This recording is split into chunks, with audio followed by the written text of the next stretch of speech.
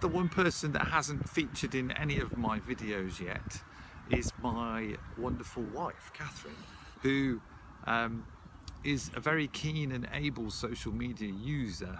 And, you know, obviously purposefully I haven't wanted to feature Katherine too much, because I want to get as many other people into the conversation as well. But I think it's really, really relevant to talk to Katherine about her experiences, because since we've arrived in Australia, we've both pushed quite hard on social media and got some good results. Yeah. Can you give a little flavour, first of all, what you do for people that maybe don't know who you are, but also talk a bit about your experiences and what you've found using social media in Australia? Okay.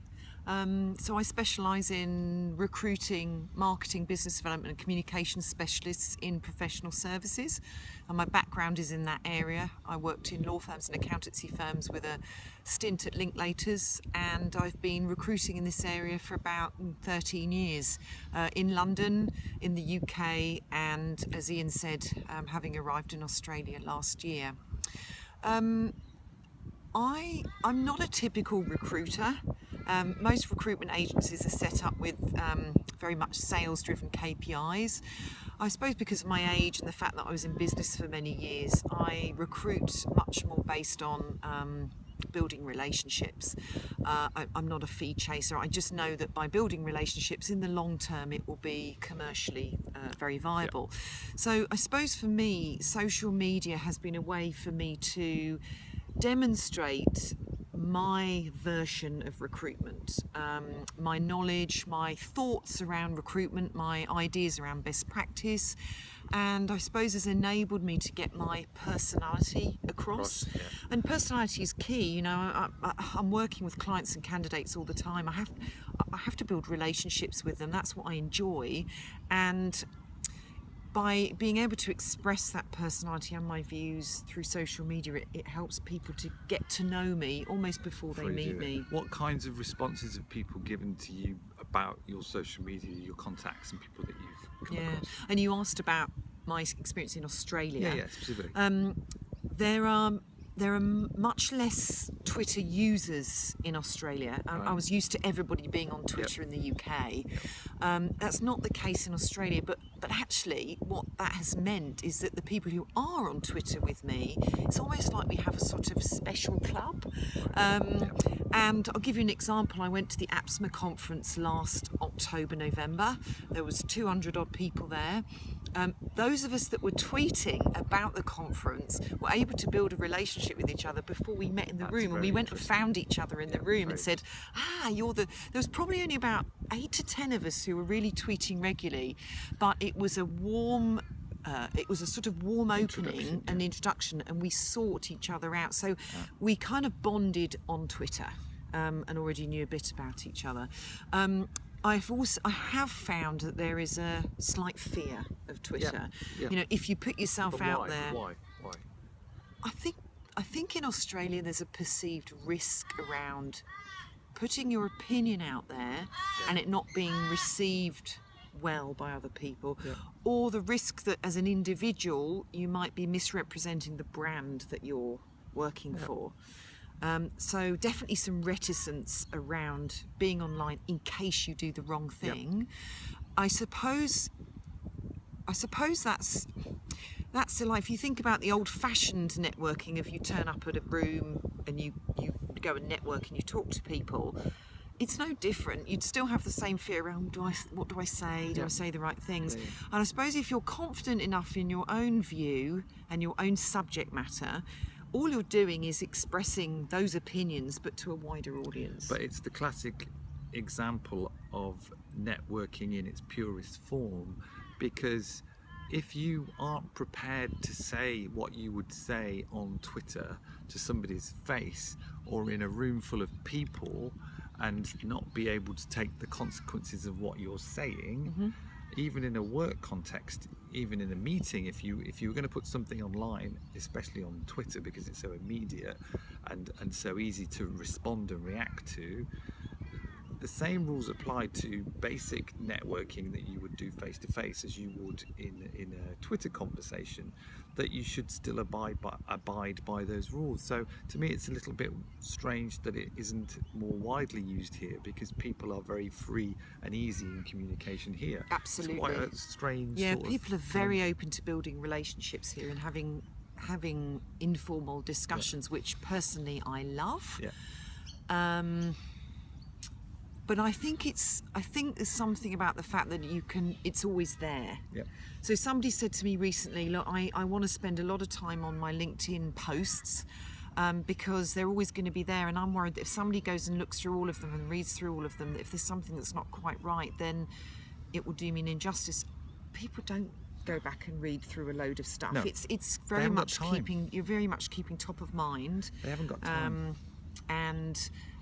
You know, yeah, I just don't think people dig into the content that much. But you can understand that point of view from people who work in professional services. Yes, yeah. Because the accuracy of every bit of written communication is so important when you're dealing with partners and fee owners, and particularly lawyers who, for them, the written word is so everything. key. So Yeah. I think that's possibly the challenge if you work in the legal sector specifically, where every word has to be right or wrong. I think that's the challenge with getting your head around social media. Yeah. I think it's education and a culture change, though, and I don't think it's insurpassable. I think it's something that people need to just take some time to think about strategy and how they're going to approach it, and what subjects are best to communicate through these channels, and which channels work best for which particular forms of communication. And I don't think we've even scratched the surface of that yet. No. And as I'm saying to a lot of people, my feeling and my challenge to myself this year is to get a professional services company to get some real traction on a Facebook business page, because the audience there is much larger, and it's a very different type of communication, but it's changing all the time. And again, it's how do you create a strategy that can win in that space with a different type of communication.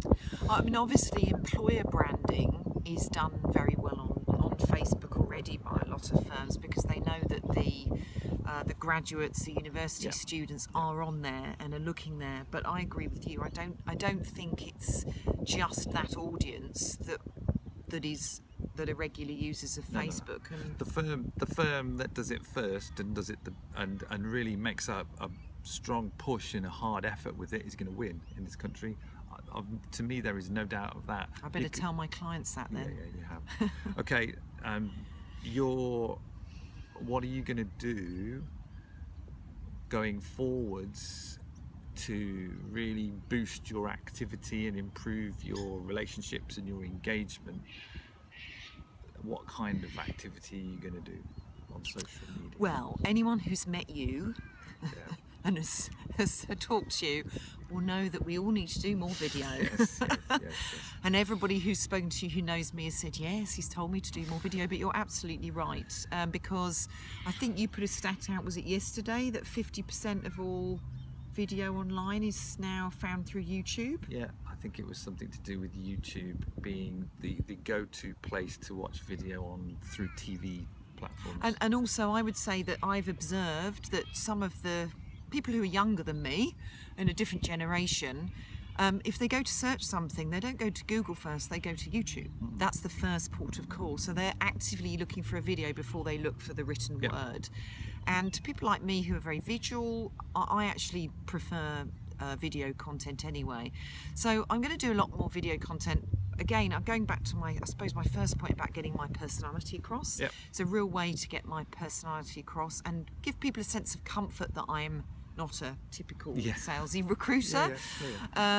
Hopefully that comes across on video. Also, what I love is having the opportunity to interview other people, to get other people's viewpoints, to interview people in my sector who've got opinions and ideas and who are spotting trends, because I think that's of real interest to people. So this year it's all about doing more video. My colleague Melinda Edwards, who I work with, will also be doing more video. Mel, I've just said you're doing more video. Sorry, no choice now. You are tagged. Yeah, you're tagged. And I, as I said, would like to catch up with people in my network, candidates, clients, people who I talk to regularly, interview them, get their viewpoint, because that's so interesting. And the thing that underpins this for me, there is some real investment in time in terms of putting together good video and creating, but it's not as lengthy as sitting and thinking about writing really long posts and finding great pictures and data to go with it. You can just talk to the camera, so it's a lot quicker. I think the other thing that stands out, it's a shared investment of time with the person that you're interviewing, because everybody wins because that content is out there and you're both benefiting from it, so you can both share things through different platforms and channels, and you can get your messages out by doing this. It's really important from a promotional perspective to stay relevant in the conversation and show people that are finding out about you and researching you online that you know your stuff. So yeah, you're doing some great things, and hopefully that will continue as you push harder in the next 6 to 12 months. Well, I do have a rather large help, don't I? Well, we get into it, don't we? We have regular conversations about social media, and I'm very lucky that I've got Ian to give me tips and ideas and suggestions. And a bit of a plug for Ian, he's fantastically passionate about what he does. He knows his stuff. He's worked in business for years, so like me, a bit older, you've worked with senior management partners in law firms, and I love the fact that you go into an organisation, really understand their business objectives, and then develop the strategy to suit. And for me, that's been hugely helpful, having somebody who can understand my key objectives and then give me some tips and pointers around social media. So, and I might be a bit biased, but I don't know. We do all right. We get it done. Thank you, madam. Pleasure. Thank you.